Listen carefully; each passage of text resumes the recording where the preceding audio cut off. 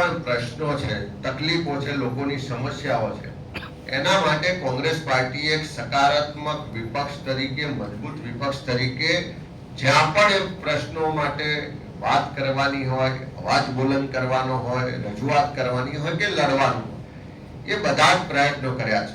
તમે જોયું હશે અમારા અનેક શહેર જિલ્લા કોંગ્રેસ સમિતિના સંગઠને રસ્તામાં ખાડા પડ્યા તો ખાડાની પૂજા કરવાના કાર્યક્રમો, ખાડાની પાસે ગરબા કરવાના કાર્યક્રમો, એમાં વૃક્ષારોપણ કરવાના કાર્યક્રમો કરી અને ભારતીય જનતા પાર્ટીનો જે ભ્રષ્ટાચાર છે એને ઉજાગર કરવા માટેના બધા જ કાર્યક્રમો કર્યા. સાથે સાથે હમણાં તાપી રિવર લિંક પ્રોજેક્ટની ફરી જાહેરાત કરવામાં આવી છે.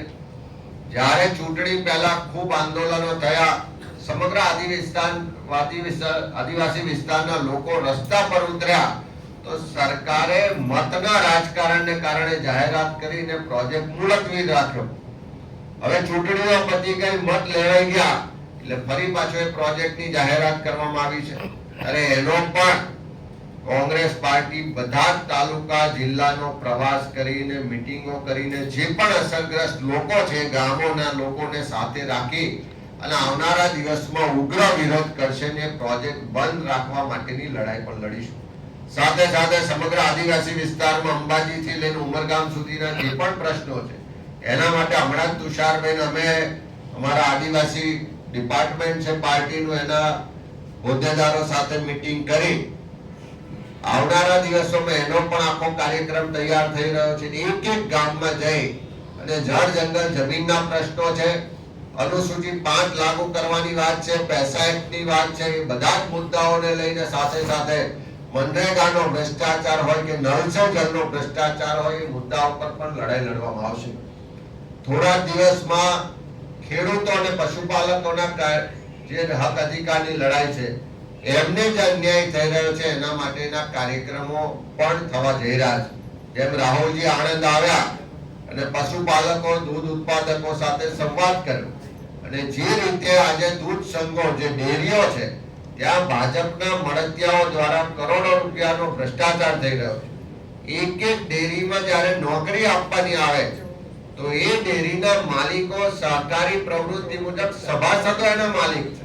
તો સભાસદના દીકરાને નોકરી નથી મળતી, પણ ક્યાંક તો 25 લાખ 50 લાખ રૂપિયા આપે એના દીકરાને નોકરી મળે છે. એ ડેરીઓની જમીનની ખરીદીમાં કૌભાંડો થાય છે, એના બાંધકામમાં કૌભાંડો થાય છે, એની મશીનરી ખરીદવામાં કૌભાંડો થાય છે. અને બીજી બાજુ દૂધ ઉત્પાદકો જ્યારે એનો પૂરતો ભાવ માંગે તો એની પર પોલીસ લાઠીઓ વરસાવે છે, આસુર ગેસ છોડે છે અને અશોક ચૌધરી જેવા લોકો શહીદ પણ થાય. એ મુદ્દે પણ લોકો વચ્ચે જઈને આંદોલનના કાર્યક્રમો કરવાના. ખેડૂતોના જે પ્રશ્નો છે, ખાસ કરીને ખોટી જમીન માપણીનો ખૂબ મોટો મુદ્દો છે. સાથે સાથે પાક વીમો નહીં હોવાને કારણે ખેડૂતોને દર વર્ષે આર્થિક ખૂબ મોટું નુકસાન જાય છે.